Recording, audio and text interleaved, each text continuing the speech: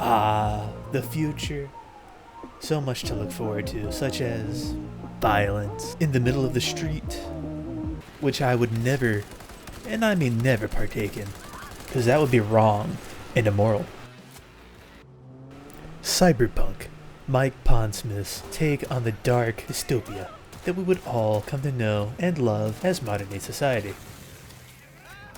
And sometime before the year of our Lord and Savior, 2013, Mike Pondsmith sold off the rights to make a video game to CDPR, and then that bitch didn't come out until 2020. And like most people, I was excited for this game to come out because it was 2020. I mean, what else were we fucking doing? Start the riot! Start the riot! And then it launched, and well, it came out. I suppose that's something. I have to admit, though, I was one of the lucky ones that didn't have really any problems with it at launch, and then they updated it, and then, problems. Despite the visual glitches, despite the crashing, I did manage to get through this somehow. And after that, I kind of put this bitch on the back burner for a while. I went and cried in the corner. And after roughly 2 years of crying in the corner... Crying in the corner, huh? Mind if I join you? No, go ahead. They finally released a patch that made the game more playable, but it wouldn't be until a year after that that they finally released the DLC in the 2.0 version of the game. I had been keeping this game updated over the past 3 years, but unfortunately for me, I forgot that this is modern gaming, which meant that I had to download the whole thing over and over and over again. The ISP was not so happy with that, but who gives a shit? So the reviews for the DLC came out. It was magical, fixed, no problems at all, no crashes. I started it up, got about 3 hours into it, and then I crashed. You know what they say about geniuses? They never learn. Several days later, several downloads later, the game magically worked, and then I could finally get through it. And for the most part, it was improved, minus a few writing issues. Literally. Dogtown was nice and dilapidated, and yet, for some reason, it still looks nicer than Oklahoma. Fewer crackheads in the street, fewer bodies dangling from overpasses. Okay, maybe that last one isn't true, but it might as well be. Outside of Dogtown being more of a shithole than Night City was, the gameplay was drastically improved. Without the previous gen consoles hamstringing the performance, they were able to make the environment more vertical, which added immensely to the gameplay. Anyway, so you got 3 life path choices: the Corvo, the Nomad, or the Street Rat, or whatever the fuck it's called. All of these are pretty much the same in terms of you don't really get anything cool or interesting happening in these. So do whatever you want. Nomad's the longest. After selecting which of the wonderful life paths you would like to slog your way through, you get to select a wonderful class. Wait a minute. Modern RPG. There are no classes. You get skill points that you can dump into weapon skills or a number of other things. So, mix and match however you want. My personal favorite is the throwing knives. I don't know why knives are so powerful in this game, but they are. More so than guns.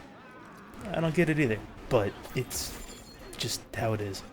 If your tastes are more Germanic in nature, you can always pick Hacker. Take control of a car and definitely don't run over a bunch of people. That would be bad. Some would say an act of terrorism, but I wouldn't. Now, this game could have stuck more to the TTRPG, and you could have had your Rocker class, Netrunner, Solo, and so on. But they turned it into something more akin to Skyrim. Not my favorite, but I suppose it works. Not as well as Baldur's Gate 3. Is anything as good as that game? No. No. Outside of the quote-unquote classes, you get to invest all of your hard-earned cash on Cyberware, which is very cheap and affordable, And you definitely won't be scraping coins from underneath the couch. You won't be collecting bottles or cans. You definitely won't be selling off your organs either, because everything's very affordable. Some would say about as affordable as healthcare. Break your arm, $45,000. You know. Oh, you have socialized healthcare. Well, I guess it's still better to be poor than dead. Right. Back to the game. One of the cyberware was heavily featured in the anime, and that is the Sand Devastan. And if you've seen the anime, you know exactly what this does. Gives you more time to contemplate life as you eviscerate your enemies. Honestly, I could get behind this. You also can get mantis blades, which are gigantic swords in your arms. Not bad. You can also get a gun in your arm. I'm sure you need the right license. Oh, you don't. Right. This is a better world. You'll also need to invest in some carapace because, believe it or not, you're still not bulletproof in this game. You can also spend some money on optical camo if you like being useless. If your eyes aren't quite working like they used to because of the beatus or anything, well, just buy yourself another pair of eyes. There is one thing that is non-negotiable and absolutely required, and that is to chop off your legs and put on the double jump. If you don't like the double jump, I'm sorry for you. You can put on the lynx paws and be quiet, or double jump. You can do the charge jump, but it's not as good as the double jump, especially when it comes to the air dash. Despite the exorbitant prices that you're going to have to pay for all of this, you can find some free stuff laying around. However, you're not going to find exactly what you want, so you're still going to have to cough up the cold hard cash. A good source of income can be attained by blowing away random gang members you see on the street. Let's go blow this guy.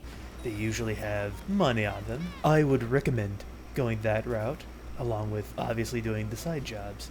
Late game is going to be ridiculously expensive, so start saving, buddy. I'm not your buddy, And then you might just have enough for the double jump. You're probably asking yourself, why? Why do I want to be super powerful and cool and shit? Well, I don't know. Your life sucks, and you crave the grave. So, let's get into the wonderful thing that is this story.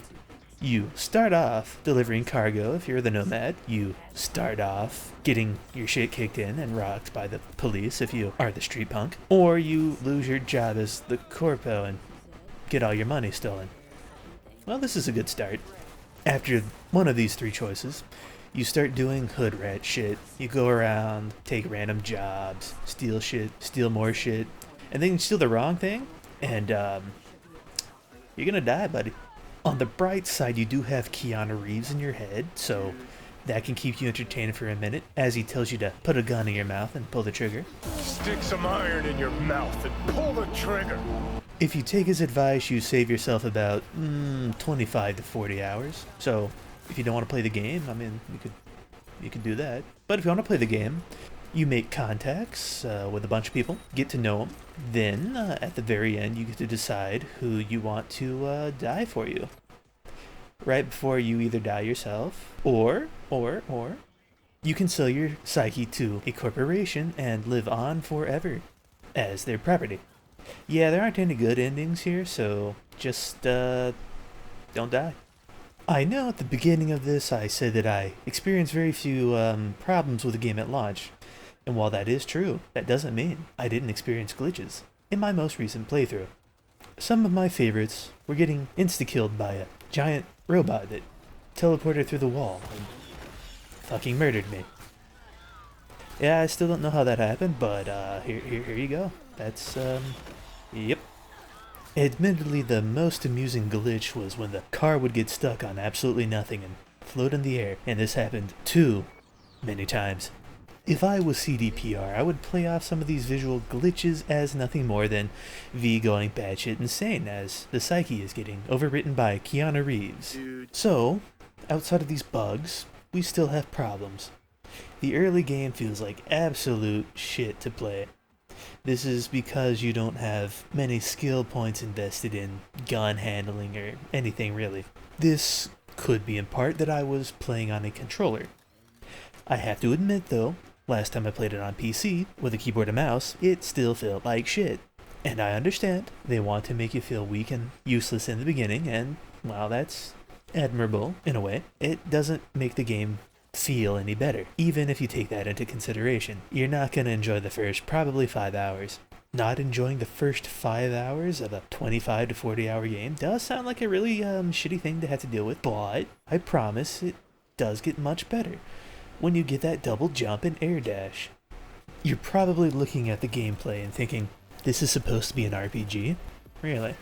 I had the same thought process as well, because this is far more of a shooter or an action game than it is an RPG. I mean, people have muddled definitions so much here recently that I suppose anything could be an RPG. Mario can be an RPG. Wait a minute. The main problem with something like the difficulty in this game is, like I said, early on you are very weak and pathetic, everything handles like shit, but once you get to about Pacifica, you really just become so overpowered that everything feels so weak, like you were, which is nice and all, but that's halfway through the game, not including the DLC. Realistically speaking, around the halfway mark you're going to want to crank that difficulty up to at least hard, probably harder. Another issue is how the story is presented in this game, which involves you walking very slowly behind other characters, listening to them as they talk, and that's very exciting. Some would say riveting. I don't know who they are. And if you ever contemplate playing this game again, I would highly suggest that you take a hammer and hit yourself over the head repeatedly until you forget all about the game, because if you don't, you will be bored out of your mind during these story segments. So in conclusion, we have a very flawed game that gets more and more boring the more you play it, which I suppose does make sense. It's no different than something like Mass Effect or any other quote-unquote RPG. But if you haven't played it, I would suggest you give it a try. Instead of criticizing the game for hilarious glitches, enjoy them, laugh at them, mock them, and in your laughter and your mocking, contemplate life. Is it all a glitch? Are we even real? Is the human psyche nothing more than delusions? Am I a delusion? Are we all delusions? If we are, why does it hurt? Is it because we hate ourselves? Tune in next time to explore the darkness of the human psyche.